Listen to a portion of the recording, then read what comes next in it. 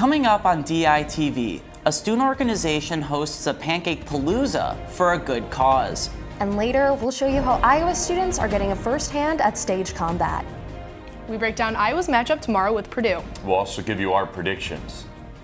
As Thanksgiving break comes around, so do snow and rain showers. Find out more in weather. All that and more coming up on this Friday morning edition of DITV. Don't go anywhere. DITV starts right now.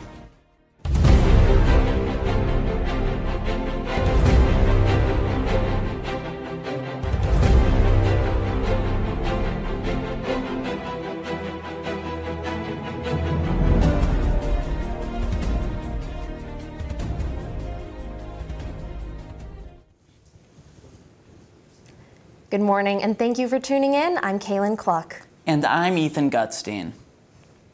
Yesterday, police found and arrested a suspect for a hit-and-run accident that occurred in October. Michael Allen Olson was driving his motorcycle when he was struck by a car that had failed to yield on a left-hand turn. As a result, Allen was ejected off the motorcycle while the driver of the vehicle fled the scene. After an investigation, police suspected Ashley Nicole Pennington and issued a warrant for her arrest. She was brought to Lynn County Jail yesterday. Pennington was charged with leaving the scene of an accident resulting in death. A Cedar Rapids woman is accused of stabbing a man yesterday. Cedar Rapids police said that the assault happened around 3:40 a.m. Thursday morning.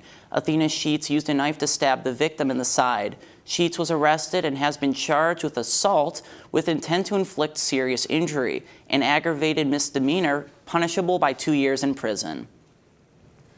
A total of 210,000 gallons of oil has leaked from the Keystone pipeline in South Dakota. Crews shut down the pipeline early Thursday morning, and officials are currently investigating the cause. The pipeline is underground, and it'll be a few days until it can be determined if nearby water has been contaminated. The stretch of pipeline affected includes Alberta, Canada, all the way to Wood River, Illinois. This is the largest Keystone oil spill to date in South Dakota. Thursday, the University of Iowa hosted Fight Master Brian Burns. Famous for his skills in stage combat, he taught some Iowa students a few tricks. DITV News reporter Sydney Zatz has the story. You've seen it on stage and in movies, but what does it really take to portray those battle scenes that steal the scene?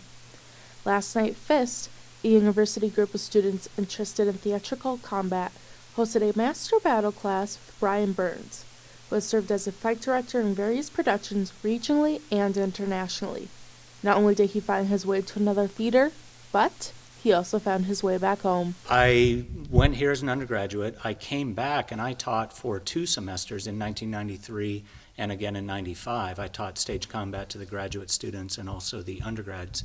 This is the 5th semester Iowa has offered stage combat classes. The session with Burns was an extra opportunity for students to get some hands-on experience with a professional. While the classes have been going on a few semesters now, it is only the beginning for the program. We've had classes filling up consistently, so it's starting to grow. We're getting more students from other programs, not just theater majors and minors.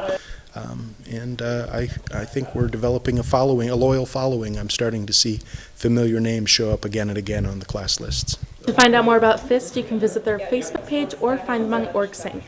Once these students are done taking their semester-long stage combat class, they'll have a chance to get professional certification. Reporting from the David Thayer Theater at the University of Iowa's Theater Building, Sydney Zatz, DITV News. You know, Ethan, I'm really hoping for clear weather today as I drive home for Thanksgiving break. Yes, same here. Nothing makes me happier than driving from here to home when it doesn't snow. Exactly. Let's toss it over to Lauren Varell in the weather studio to get an update on the weather on the East Coast. Lauren? Yeah, guys, if you plan on traveling to Washington, D.C., New York City, or Boston, use caution and plan for delays. Scattered rain and snow showers are expected to reach central and northern Rockies tonight. As you can see from the map behind me, the thunderstorms are predicted to stretch from the Mississippi Valley to the lower Great Lakes region and will move into the eastern United States tomorrow and Sunday, causing the snow in the upper Appalachians. Iowa City will not see snow this weekend, but we can expect rain showers. This morning, there is an 80% chance of rain showers with a high of 51 and a low of 41. The rain will continue into the evening with temperatures staying in the low 40s. Now let's take a look at our extended forecast for the week. Tomorrow, the rain will continue with temperatures in the mid-40s, but by Sunday, the rain will clear up as we can see mostly sunny skies with a high of 41. Monday, the temperatures will rise to a high of 54 with partly cloudy skies. Tuesday, temperatures will drop back down to the low 40s with sunny skies, and by Wednesday, the winter temperatures will return as we can expect a high of 37 with partly cloudy skies. Travel safe this weekend, Iowa City. Guys, back to you. It's Refugee Relief Week, and the Students for Human Rights organization at Iowa have been hosting several events. The third annual pancake dinner happened last night at the Old Brick Church, where people were able to have all-you-can-eat pancakes for a $5 donation. Co-presidents of the organization, Rebecca Howard and Liana Suleiman, find events like this necessary for awareness. I think that it's really important that people, first of all, know where their money is going, that it's not just throw in $5, eat some pancakes and leave, and then you forget about it.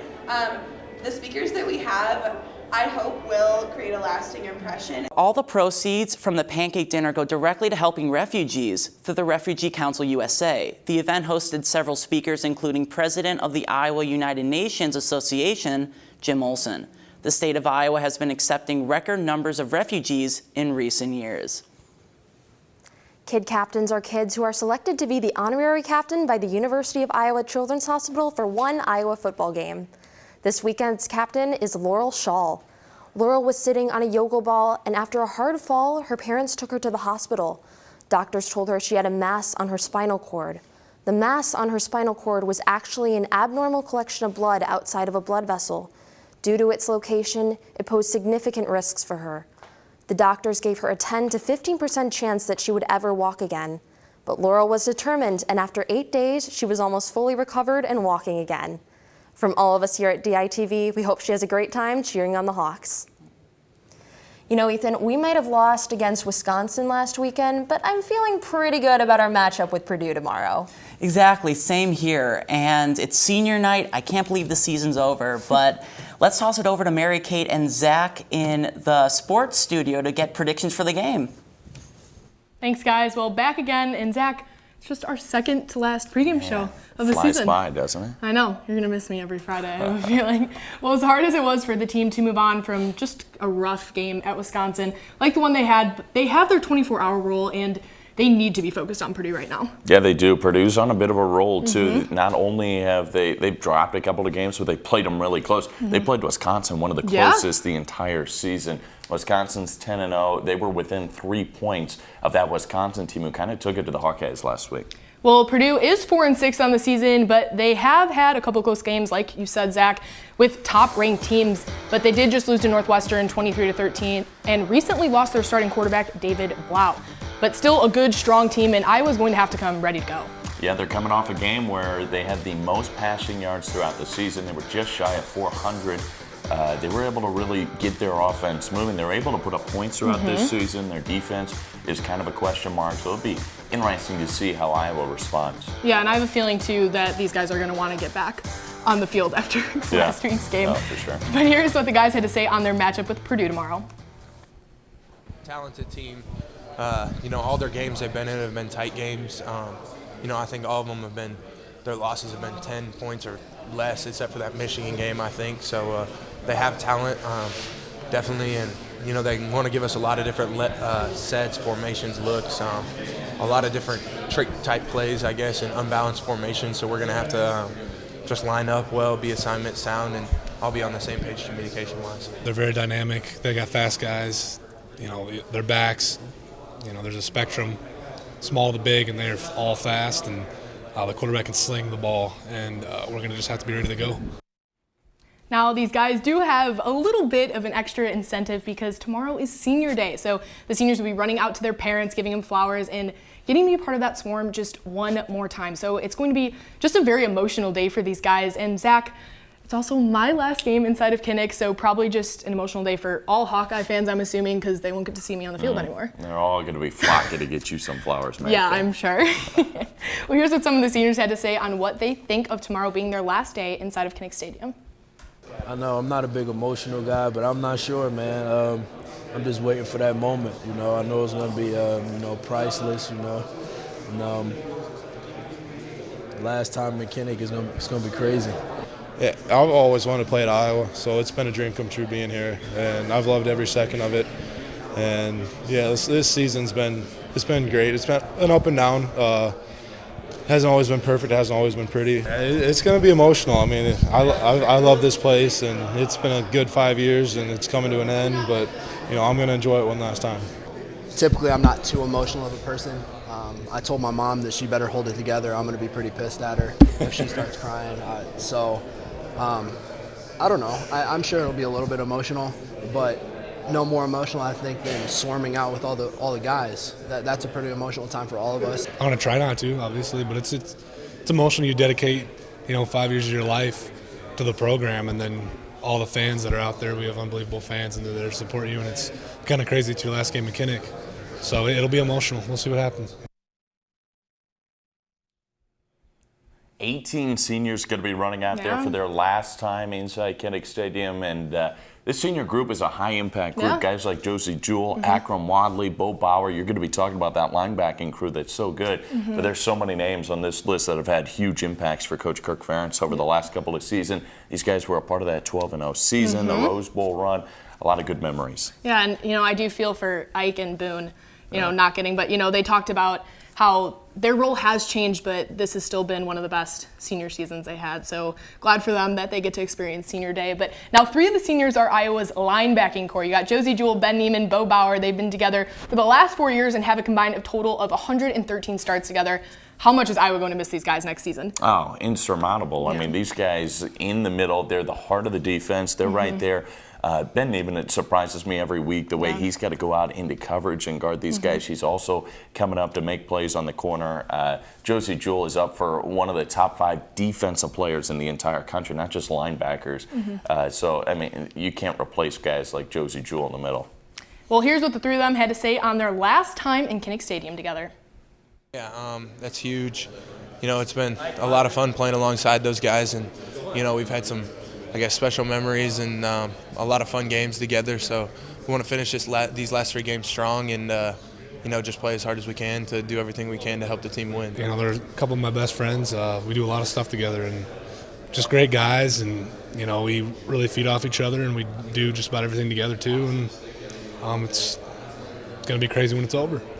It's awesome. It's an honor to be able to be out there with those 2 guys that are, in the same grade. And, Ben's still a year younger, but he's still a part of the senior class. So it's been fun, being able to play with those guys that have a lot of experience. And they go out there and, play the same ways as I do and everybody else should play. Just go out there and give it 100%. And I think that's, we try to do every day, and that's, I think, why we're so close. We go out to eat a bunch of times, and, we all hang out if we have free time. So I think we have a pretty close, relationship. Who's the funniest out of you? You guys make jokes against each other? Probably Bo. He's just weird, though. He's funny about all the stuff. So he's cracked a lot of people up with his jokes. Well, I'm going to take Iowa. Last game inside of Kinnick Stadium, you can't really not take Iowa here. Now you want to get on the Hawkeye train. Well, it's going down the tracks. Hawks inside Kinnick are hard to be able to beat, and I got them over Purdue. Well, that is it for us. Last home game, senior day. Can't believe it was gone this fast. Kickoff is at 2:30 p.m. on Big Ten Network. From both Mary Kate and myself, we hope you all have a great Thanksgiving and come back the following Monday for all you missed over the break. Guys, back to you. And that's all we have for you on this Friday morning edition of DITV. Be sure to head over to dailyiowan.com for all your latest news between Monday and Friday. And if that isn't enough of the Daily Iowan for you, be sure to check out the print edition on stands now. For DITV, I'm Ethan Gutstein. And I'm Kaylin Cluck. Have a good day, Iowa City, and a great Thanksgiving break.